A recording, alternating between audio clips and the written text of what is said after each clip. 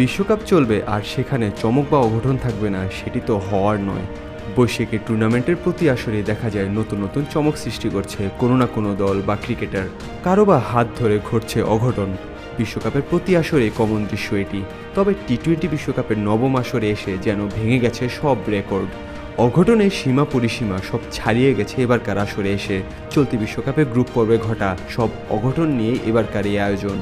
বিশ্বকাপের নবম আসরে সবচেয়ে বড় অঘটন কোনটি? আসলে এই প্রশ্নের জবাব দেওয়াটা খুব একটা সহজ হবে না।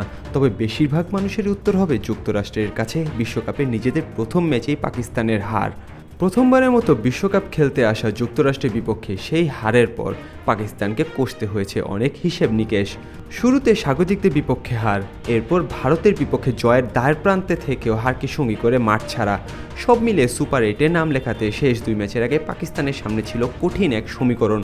সেটি মিলিয়ে শেষ পর্যন্ত সুপার 8-এ নাম লেখানো সম্ভব হয়নি বাবর আজমদের। গ্রুপ পর্ব থেকে বিদায় নিতে হলো গেল ওভারের রানার্স আপদের। আর সবাইকে চমকে দিয়ে প্রথমবারের মতো বিশ্বকাপে অংশ নিয়ে কানাডা ও পাকিস্তানের বিপক্ষে জয় আর আয়ারল্যান্ডের বিপক্ষে পয়েন্ট ভাগাভাগি করে শেষ 8 নিশ্চিত হয় যুক্তরাষ্ট্রের।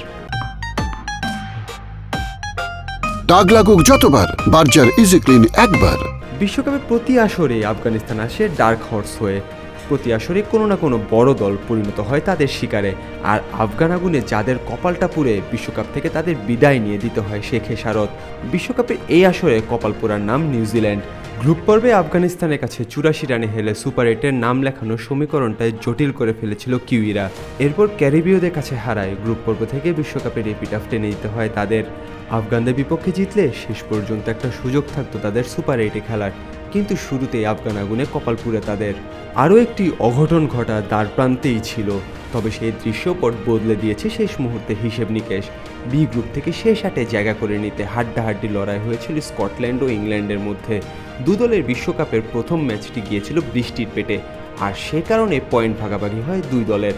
শেষ 8-এ জায়গা করে নিতে লড়াইটা এই দুই দলের তখনই জমে যখন কিনা ইংল্যান্ড হেরে বসে অস্ট্রেলিয়ার বিপক্ষে, আর ব্যাক টু ব্যাক নামিবিয়া ও ওমানের বিপক্ষে জয় তুলে নেয় স্কটিশরা। সে সময় সমীকরণটা এমন দাঁড়িয়েছিল যে ইংল্যান্ডের সামনে সুপার 8 নিশ্চিতে শেষ দুই ম্যাচে জয় ভিন্ন পথ খোলা ছিল না। তবে শেষ পর্যন্ত বাকি দুই ম্যাচে বড় ব্যবধানে জিতে রান রেটে এগিয়ে থাকায় সুপার 8 নিশ্চিত হয় ডিফেন্ডিং চ্যাম্পিয়ন ইংল্যান্ডের। যদি ইংল্যান্ড সমীকরণ মেলাতে ব্যর্থ হতো তাহলে তাদের কাটিয়ে শেষ 8-এ নাম লিখে আরও একটি অঘটনের জন্ম দিত স্কটল্যান্ড। তবে বড় চমক দেখিয়েছে প্রথমবার বিশ্বকাপ খেলতে আসা উগান্ডা। ইতিহাস গড়ে তারা হারিয়েছে পাপুয়া নিউ গিনিকে। সব মিলিয়ে বলাই যায় এবারে বিশ্বকাপ সত্যিকার অর্থে আশীর্বাদ হয়ে এসেছে সহযোগী দেশগুলোর জন্য। বড় দলগুলোকে কাঁপন ধরানো তো বটেই, 22 গজে তারা দেখিয়েছে ক্রিকেটীয় শৈল্পী। তাই এটি বলতে আর বাধা নেই, বিশ্বকাপ যেন সত্যিকার অর্থেই বিশ্বের কাপ। নাহিয়ান আরিফিন, অনফিল্ড।